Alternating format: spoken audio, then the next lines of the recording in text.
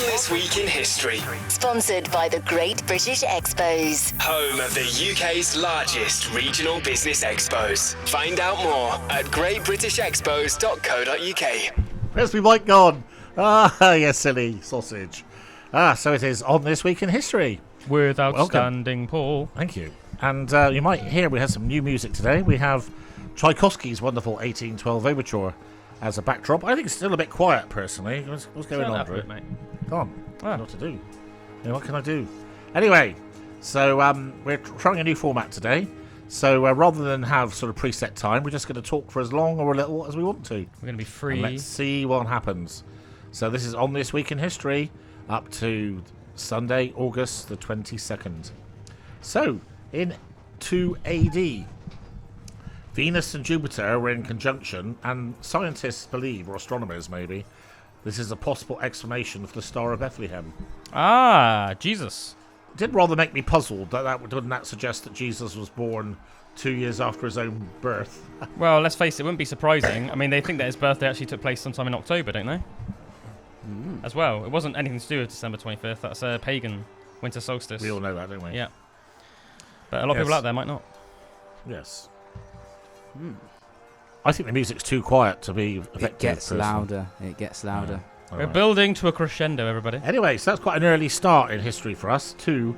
And then we go, again, quite early, to 565 AD, and St. Columba reports seeing a monster in Loch Ness. Ooh. Monster in Loch Ness, yes or no, Drew? Yes. Really? Yes. Why do you think that? I think it was actually a very old animal that survived the dinosaur extinction, and it carried on living in Loch Ness since that. It was a Gigantopithecus. A what it was? A Gigantopithecus. I think you're taking the mickey. No, it's actually a theory. So he's saying like Gigantopithecus. Is it living on its own? He doesn't think Loch Ness Monster is a Gigantopithecus. Could be. What, just a giant ape? Just No. And it's like what's the big, like fish one? like a plesiosaur. A plesiosaur. Are you saying it's like thousands of years old? I think- No, it would have to be millions of years Oh old. yeah, I suppose. Silly, Yeah. isn't it? It would have to be 65 million years. But you know, some of those animals you think are extinct, but they're not. They're not. It's like a actually coelacanth, extinct. for example. Anyway, too much amusing, Unruly of course. behaviour. Yeah, what do you think? Got this one for yes or no? I think it was most likely white sturgeon, which can grow up to 20 feet long. So massive, really. I think you hear 20 feet long, it sounds pretty big, but when you actually see a 20-foot long creature in reality with the girth and everything that comes with it, it shows how massive it is. Also, basking sharks at certain times of years are... Get in the Loch Ness? Actually, no, not in Loch Ness. There are some other lochs in Scotland, but no, it couldn't be a basking shark, could it? I do not think that it could be a leftover dinosaur just too long ago. Yeah. Maybe some undiscovered type of fish. I doubt it. Yeah, I think... well, what do you think, listeners? But Paul's vote is no. Although, one could put forward some sort of explanations. Anyway, in the year 1000 was the foundation of the Hungarian state.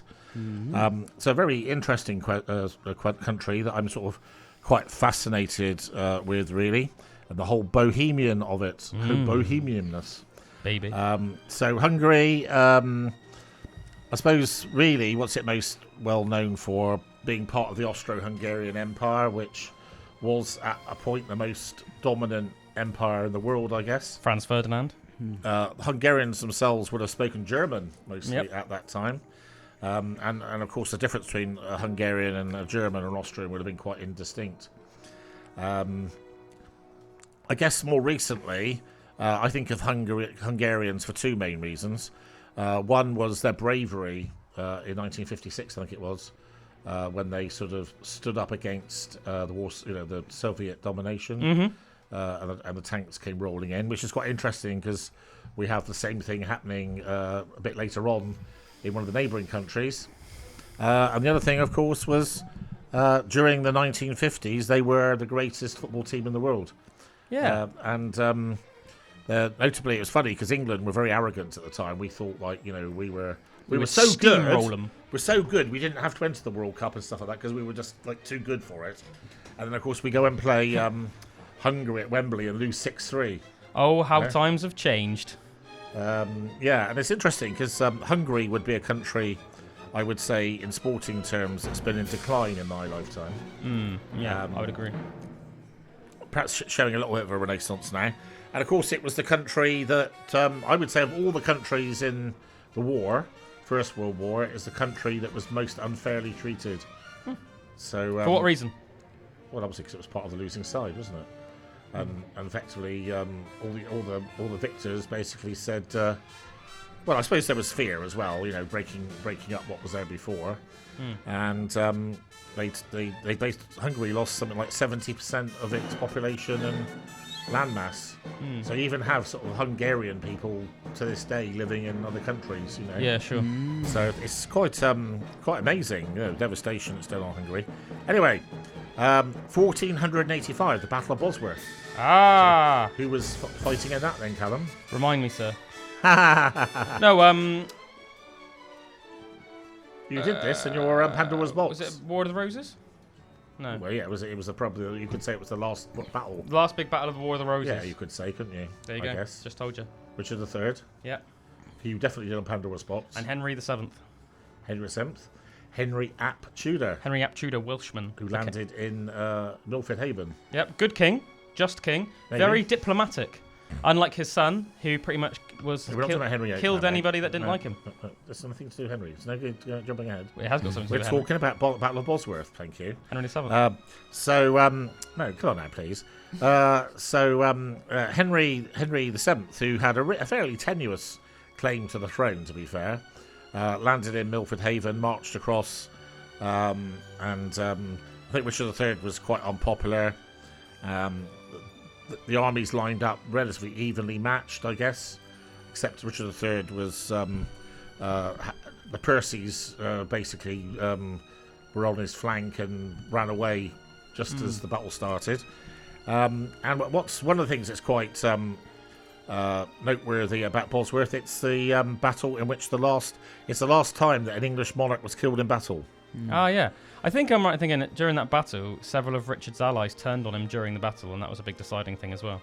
Well, I'm not sure that's true, actually. I think his one of his main allies ran away, didn't join the battle, and told him they would. And of course, he himself ended up, I think, is actually so it's actually known as I can't remember the name of the guy now. As a Welshman killed him.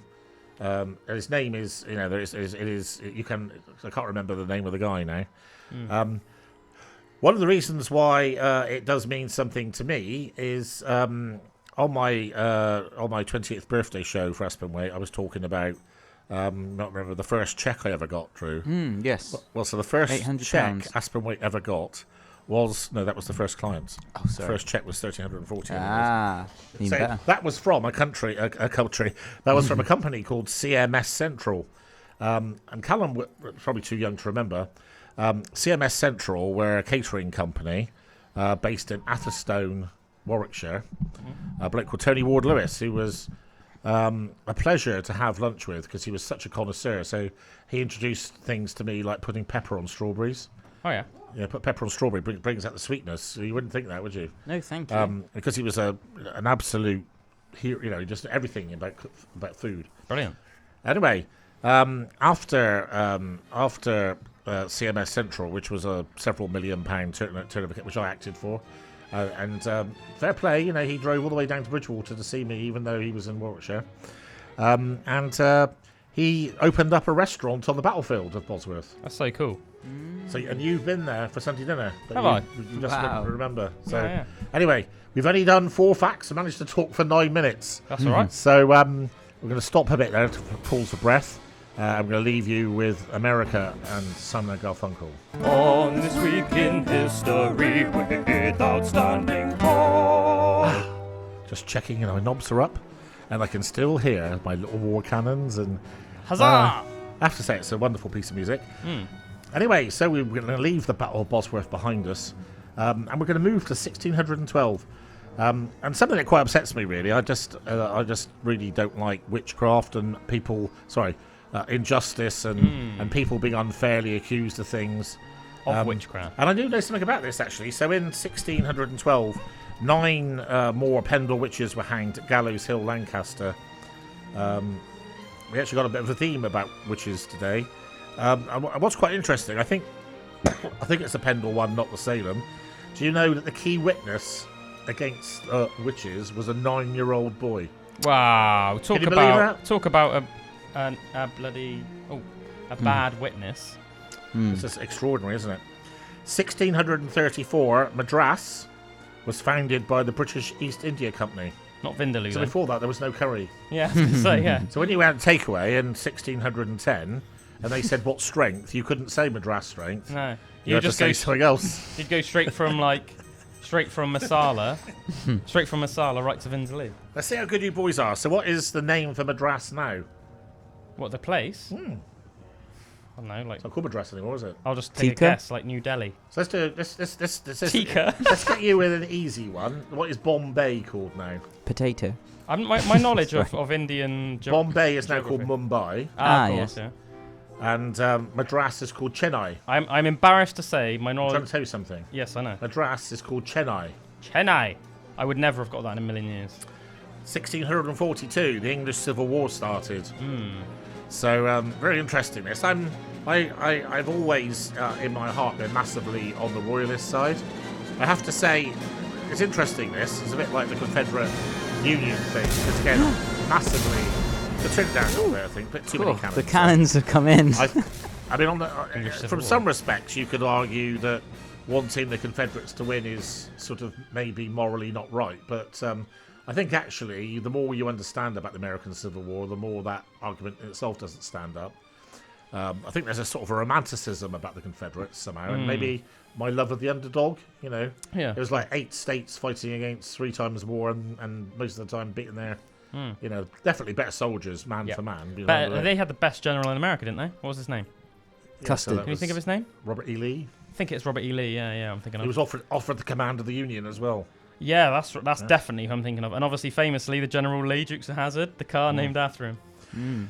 Anyway, so I don't think there's any doubt that Charles I was probably not somebody that, bearing in mind I'm a Republican now, without being too political about it. This is a king who believed he was divine. Yeah. He had because Oh kings dear, did in not those one of days. them. It was divine will. He was God's representative on earth, Yeah. and he could pretty much do whatever he wanted. And I just think people had enough of that. People on the whole had enough and said, no, that's not right. I have a everyone question should for be you, equal. sir. Just because obviously the Stuarts are Scottish, aren't they? So Originally, was he Catholic or Protestant? Catholic. That Charles the whole was. Yeah. point. Yeah, big time. The only reason I asked you that is because obviously when Henry VIII founded Protestantism, his whole thing was that he was the head of the church, not the Pope. So I thought maybe it would be more taboo to be a Catholic and to think of yourself as like God's representative. It's interesting actually. Without getting sort of too geeky too much on this session. So if we go through chronologically, 1558, 1603, Elizabeth I, who of course was a Protestant, big time, and then we have 1603, James I, formerly James VI, who, despite the fact his mother was Mary, Queen of Scots, one of the most ardent Catholics of all time, her son James was a Protestant. Yeah.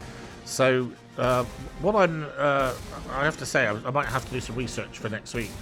So James I of England was a Protestant, but Charles I was a Catholic. Yeah. So I'm not quite sure how that happened. In that time period, you find, don't you, that it was like for 100 years or 200 years, it was almost like a yo-yo, didn't it? Like Catholic, Protestant, Catholic. Yeah, but it doesn't make any Protestant. sense, does it? And then, of course, I know for a fact that Charles II's brother, James II, was a Catholic. And I think it was generally thought that Charles II was really as well, but pretended not to be because he was so pleased to get his throne back, if you know what I mean. Sure.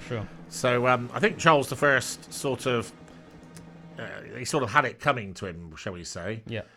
Having said all that, I think the English Civil War is very much a case of sort of 2 wrongs don't make a right. I mean, for me, the outstanding character of without getting too geeky again, the outstanding character for me of the English Civil War is Prince Rupert of Esterhazy, who was Charles's cousin. Do you know his true story? Prince Rupert never lost a battle in his life. Really? He was Fair play to one that of man. the best cavalry commanders in history. What an alpha. I said, what an alpha male. Yeah, absolutely. Prince Rupert. Yeah, So yeah. read about him. He's really, really top bloke. I think the only thing that I think, because I said I'm definitely a royalist as well. You're a royalist in this context, yeah. Yeah, sure. Obviously, we have strong ties to the Isle of Man, and the Isle of Man suffered quite heavily for being on the side of Cromwell during... For part, but obviously our ancestor... Fletcher Christian. Ildune. Yep, Fletcher Christian, otherwise known as Ildune in No, Manx. not Fletcher Christian. No, Ildune. Oh, sorry, Ildune, which his name is... What was his name in... He was William Christian, wasn't he?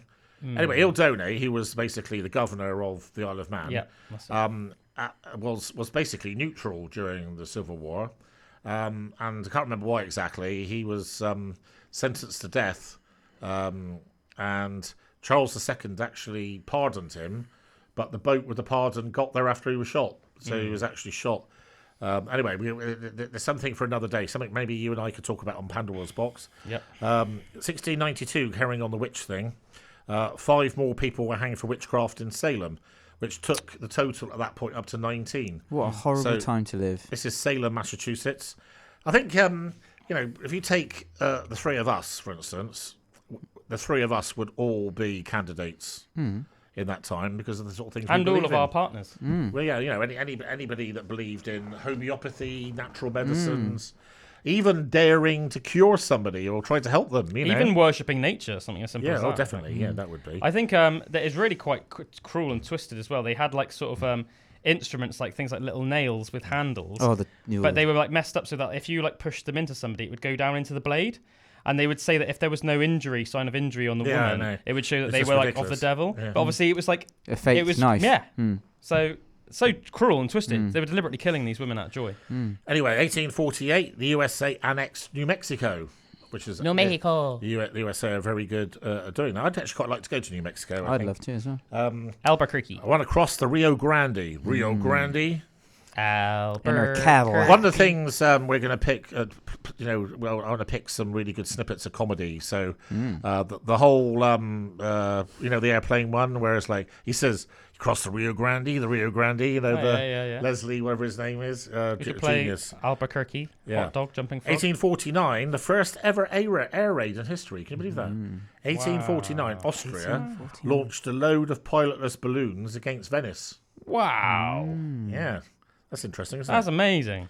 1914, German troops executed 384 civilians in Tamine, Belgium.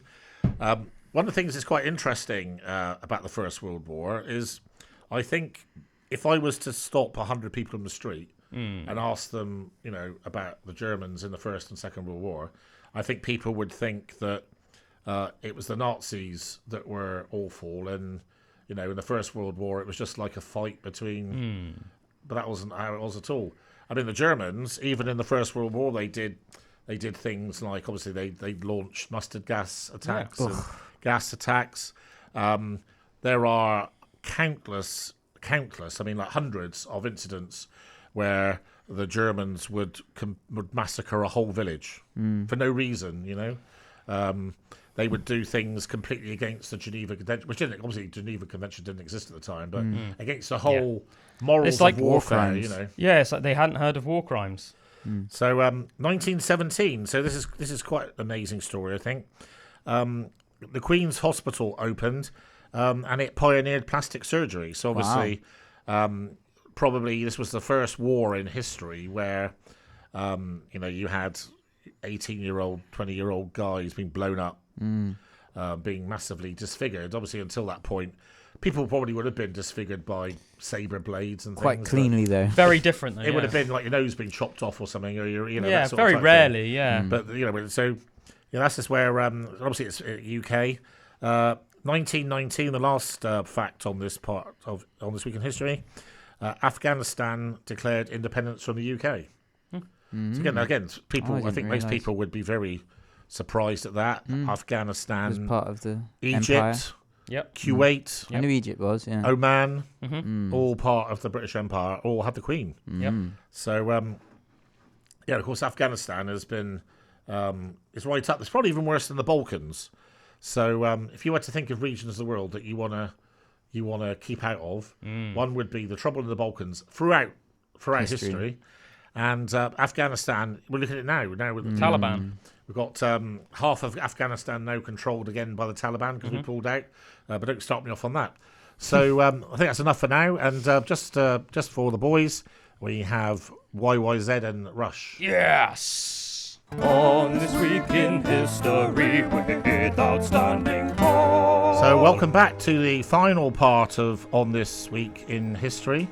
So I'm just checking here, Drew, so I can't talk for more than 9 minutes, I don't think. You can, sir. You can talk for as long as you want. Well, it'll go after 10 o'clock, won't it? No. Are you sure? Yes, I'm sure about that. Well, how are you? Oh, you just messed around with the other records or something? That's all right. Okay. Anyway, so we won't mess around. 1926, the weather map was televised for the first time on TV. Very rudimentary, no doubt. Something there's a brilliant film starring Ramsay Bolton. Oh, yeah. What's his name? Ramsay. I've got the name of the actor now. Anyway, the guy who plays Ramsay Bolton, the Welshman.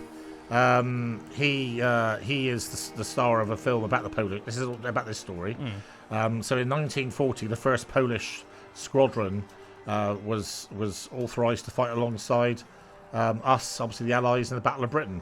And actually, it's true to say, this is a true fact, the Polish squadrons had the highest number of kills per pilot of any squadron in the World War II. I know, and I just like to say I have a lot of respect for the Polish fighters. I'm very proud they fought alongside the Brits and everyone else. I think there was even an Israeli pilot. There was an Israeli pilot, yeah. During the Second World War. Irish, Americans, all sorts. And it makes me very sad, anybody that shows racism towards Polish people in Britain nowadays. I think Polish people should be welcome in Britain. I appreciate you. You are allies and you're welcome in Britain from my point of view. Yeah, absolutely. As I say, there's a really great film. I can't remember what it's called now. I think it's called something Squadron, actually. Something like 3 Squadron or something like that. Or yeah, something like that. I know which movie you're on about. Great movie. Yeah, very good film. So I encourage you to do that. And I think one of the why were they so good? I think they had a massive hatred of the Germans for what they invading their country. Yeah. They felt sort of like it was last-ditch saloon. Yeah. You know, they were in free Britain and sort of... You know, and I think also they were fearless. Yeah, and I think if you're not afraid of dying, and you're fighting against someone who is, then you're going to have the upper hand, aren't you? I also think it's a bit like the Finns, and also a bit like the English in this regard, the British, I should say, is when you don't have the luxury of numbers like the Americans do and like the Russians do, you have to make sure you're as good as 4 of them. Everyone has to be as good as 4 of them. Okay. Interesting fact, this. 1942, Brazil declared war on Germany, Japan and Italy. Can you believe that? Wow. I actually didn't know that. I was actually quite surprised. I don't know about you. Is that the one that, like, technically the war went on for like 100 years or something? Is it like never... Is that what I'm thinking of, or is that something different? I'm not quite sure what you're making. I might be thinking of something There different. are countries who are technically still at war or things like that, but... I might be thinking of... Which country went to war with Spain? Was it Brazil and Spain? No. Or Mexico and Spain? Something like that. Anyway, I just think it's interesting that Brazil actually was on our side in the Second World War. Yeah, definitely. And then 1946. I don't know if either of you two have read this book. 1946, George Orwell publishes Animal Farm. I actually was made to read Animal Farm at school. Yeah. And they did a play of it at our school. It's very interesting. It's obviously a sort of a political book about the class system, I guess. About the class system, but done through animals, through pigs and horses and whatever. And I think it's a really good book. George Orwell was obviously a rampant socialist. Oh, I like that word. And of course, he also 1984 as well. I like that 1984, which is ironic with being a socialist, isn't it? That he wrote 1984. 1948, Indonesia declared independence from the Netherlands. Wow. So to me, what do I think about? I think about chicken satay. Indonesia. Yeah. I like a chicken satay. I love satay What's sauce. not to like? Chicken, peanut butter, balsamic vinegar. So I think I'm right in saying Indonesia, Sumatra, Java, Krakatoa. Ah, that's a good word, isn't it? Krakatoa. One of the biggest volcano eruptions in history. There's a really good film called Krakatoa, East of Java, Drew, if you want to watch it someday. Obviously, Sumatra, famous for their rhinos. 1959, unlike what Morag typed here, 1959, it says Hawaii became the 56th state. because of course it was the 50th state. So Hawaii became the 50th state, and of course Hawaii was historically part of Great Britain, which is why it still has the Union Jack in its Very flag much to like this Australia day. and New Zealand, yeah. Very Oh, similar. where flag. wasn't part of Great Britain? Do you want me to tell you a few? Well, Thailand, half of the world. Thailand, Korea, Japan. Okay, we didn't get that far. Yeah, we did. Oh, we did. I said Yeah. which ones weren't. No, we basically ruled China almost, didn't we? You know, we were, you know, we ruled India. Got around, so we we did. were around. They're in the Anyway, world. probably for a different day because we haven't got hours and hours to talk about which parts of the world different.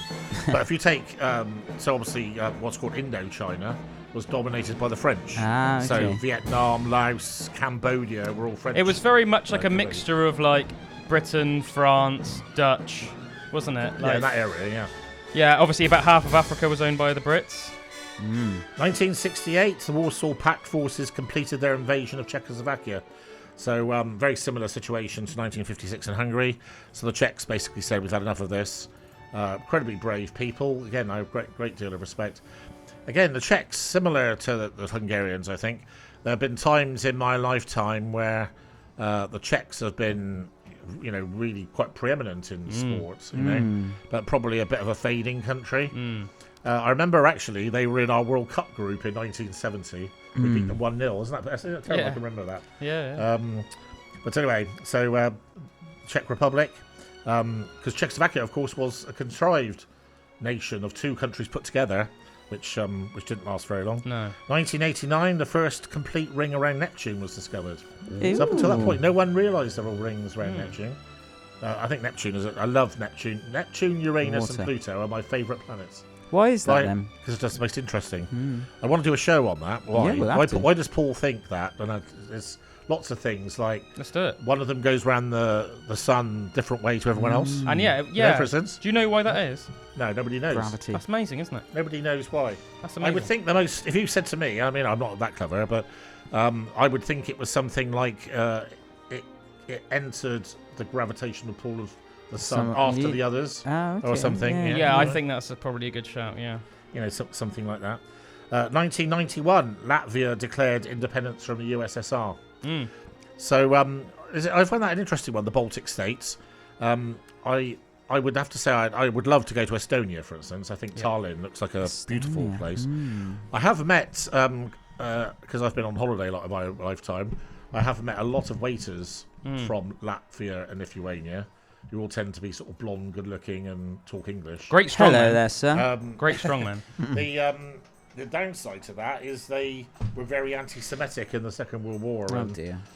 were actually, I think there was actually a Lithuanian SS regiment that were Really? almost, yeah, I think I did not know I that. think- you'll Lots find respect that for true, them and I now. think they were right up there in the atrocity states. you know? Really? Yeah. I know that they were absolutely hammered by the Soviets during the Soviet Union. Anyway, days. and finally, 2018, water ice was detected on the moon.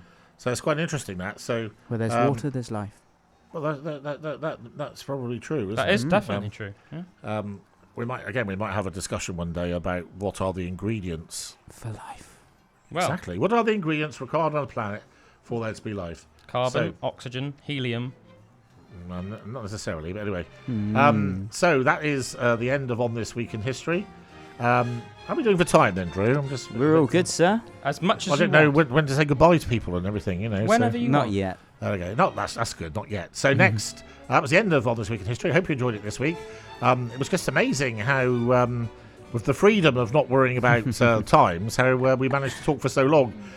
So next is a song I bought at the time when it came out, and it's about a real-life murderer called Gary Gilmore and what he's thinking as he's about to be shot.